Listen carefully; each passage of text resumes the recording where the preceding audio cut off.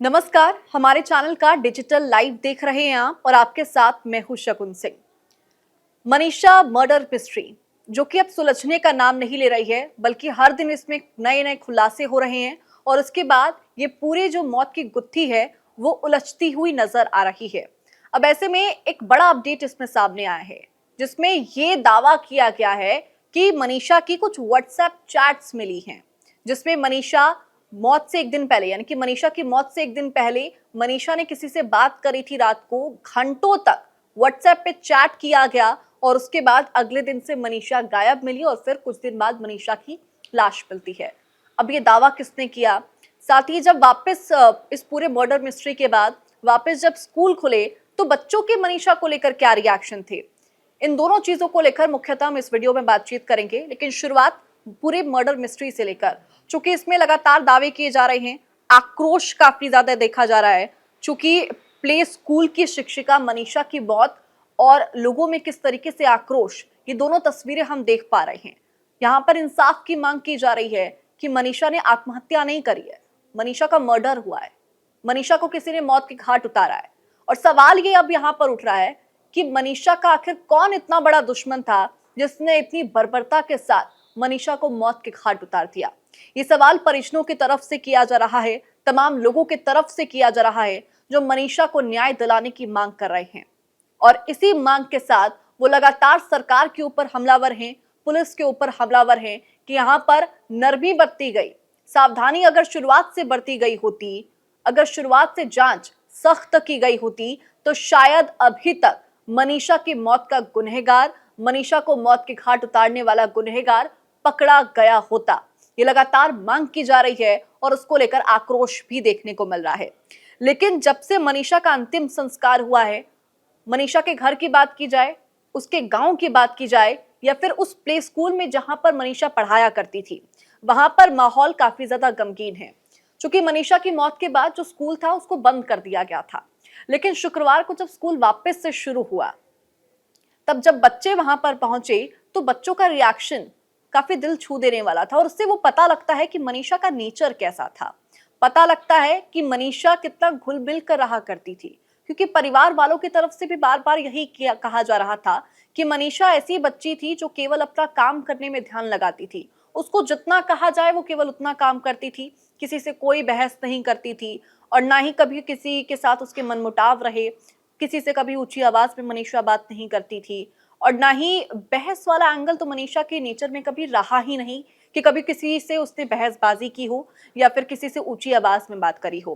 क्योंकि जब शुक्रवार को स्कूल खुला तो बच्चे मनीषा को ढूंढ रहे थे। बच्चों का सवाल ये था कि हमारी मैम कहाँ है, हमें अपनी नोटबुक्स चेक करानी है, हमें मैम से बात करनी है, हमारी मैम कहाँ है। ये सवाल लगातार बच्चे कर रहे थे। अब ऐसे में आप समझिए कि मनीषा एक्चुअल में कैसी रही होगी, कितना प्यारा नेचर मनीषा का रहा होगा कि छोटे छोटे मासूम बच्चे जो इतनी जल्दी अटैच हो जाते हैं किसी से, लेकिन अटैच मनीषा ने भी किस कदर किया कि बच्चे अब उनको ढूंढ रहे हैं। बच्चों का सवाल लगातार यही है कि हमारी मैम कहाँ है। चूंकि लगातार अब सवाल ये है, चूंकि सीबीआई जांच तो इस मामले में हो रही है और सीबीआई जांच के बाद ही स्पष्ट हो पाएगा कि हत्या है या फिर आत्महत्या है। लेकिन इसमें जिस तरीके से खुलासे हो रहे हैं और जैसे जैसे रिएक्शन सामने आ रहे हैं, वो तमाम परिस्थितियों के ऊपर सवाल भी खड़ा कर रहा है और कई तरीके के सवाल लोगों के जहन में भी उतर रहे हैं।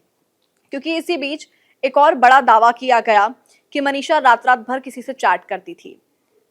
ये वो रात है, मनीषा के मौत से पहले की रात, जब मनीषा ने किसी से चैट करी और इस दौरान काफी घंटों तक मनीषा की बातचीत हुई। चूंकि ये दावा जेजेपी के नेता की तरफ से किया गया है। जेजेपी नेता विजय गोठरा ने ये दावा किया है कि मौत से पहली वाली रात को मनीषा की अपने एक दोस्त से व्हाट्सएप पर लंबी बातचीत हुई थी।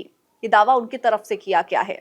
ये चैट रात 10 से लेकर, यानी कि रात के 10 बजे से लेकर करीब रात के 2 बजे तक चली, यानी कि लगभग 4 घंटे तक मनीषा ने किसी से बात करी।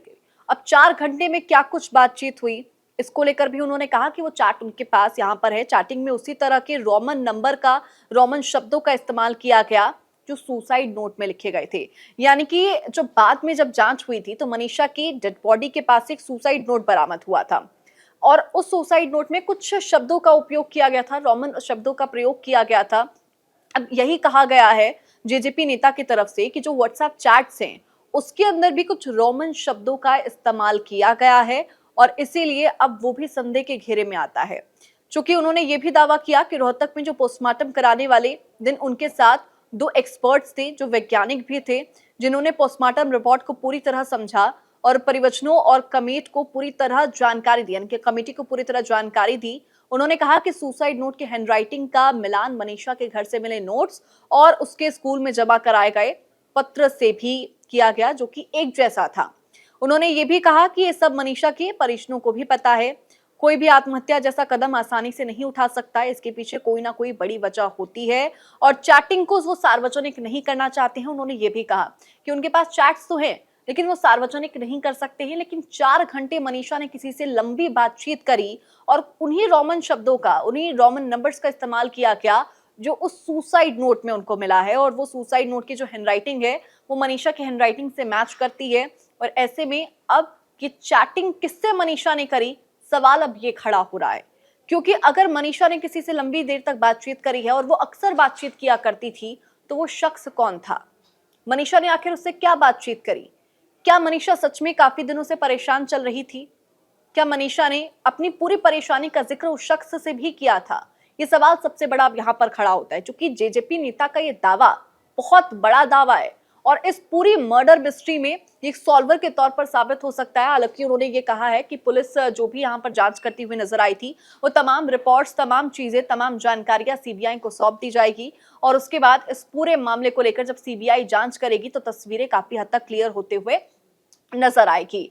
फिलहाल चूंकि मनीषा को लेकर जितनी भी मर्डर मिस्ट्री के अंदर तथ्य सामने आ रहे हैं, जो भी जानकारियां सामने आ रही हैं, उसके बाद ये पूरा जो मामला है वो उलझता हुआ ही नजर आ रहा है। चूंकि जैसा कि मैंने जानकारी भी दी कि शुक्रवार को जब वापस से स्कूल खुले तो बच्चे मनीषा को ढूंढ रहे थे और लगातार जो परिवार वाले थे वो इस बात को कह रहे हैं कि ये सुसाइड नहीं बल्कि मर्डर है। और शुरुआत से इसको लेकर सीबीआई की जांच की गई, जांच की मांग की जा रही थी।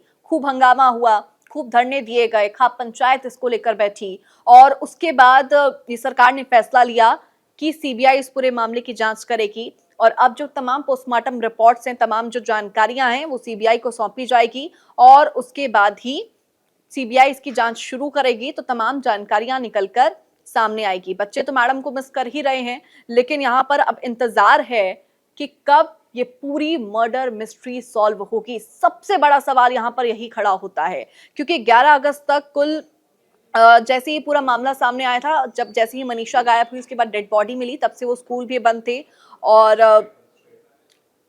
जो तमाम जानकारियां इसको लेकर भी सामने आ रही हैं कि मनीषा का बिहेवियर कैसा रहा था और इसी चीज को लेकर परिजन काफी ज्यादा परेशान हैं कि मनीषा की दुश्मनी तो किसी से थी ही नहीं, तो मनीषा का मर्डर किसने किया? आखिरकार मनीषा, उनकी बेटी ने ऐसा क्या बिगाड़ दिया उस शख्स का कि उसने इस कदर मनीषा को मौत के घाट उतार दिया? चूंकि यहाँ पर तमाम जानकारियां भी दी गई। एक बार शुरुआत से अगर टाइमलाइन की फटाफट से बात की जाए तो 11 अगस्त को मनीषा हमेशा की तरह स्कूल के लिए निकली थी, स्कूल पहुंची। डायरेक्टर रोहित विद्यालय में नहीं थे, जो कि डायरेक्टर हैं, उन्होंने भी इस बात का जिक्र किया कि मनीषा का स्वभाव कैसा था। वो किसी काम से बाहर गए हुए थे, उस दिन वो स्कूल के अंदर मौजूद नहीं थे। मनीषा उस दिन लेट हुई, क्योंकि अक्सर वो 1:30 बजे के करीब करीब स्कूल से निकल जाती थी, लेकिन उस दिन मनीषा लेट निकली, किसी काम की वजह से उसको लेट हो गया।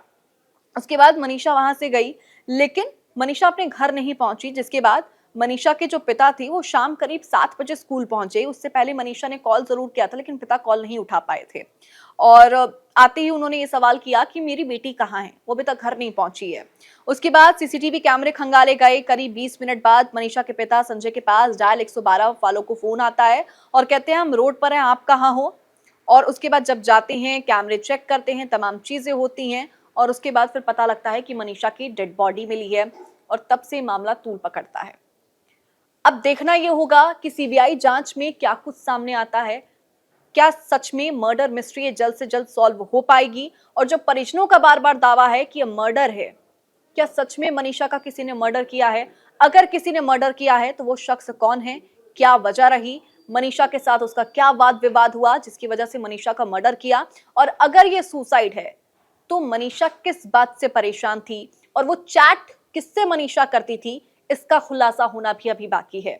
फिलहाल जो भी आपको उसको लेकर प्रतिक्रिया हो मुझे कमेंट सेक्शन में जरूर बताइएगा। जहाँ भक्ति है हर शब्द में, कथाओं में छुपे हैं दिव्य रहस्य और ज्योतिष देता है जीवन को दिशा। धर्म से जुड़ी हर बातों को जानने के लिए हमारे चैनल स्तुति को सब्सक्राइब करें। चैनल पर जाने के लिए इस लिंक पर क्लिक करें।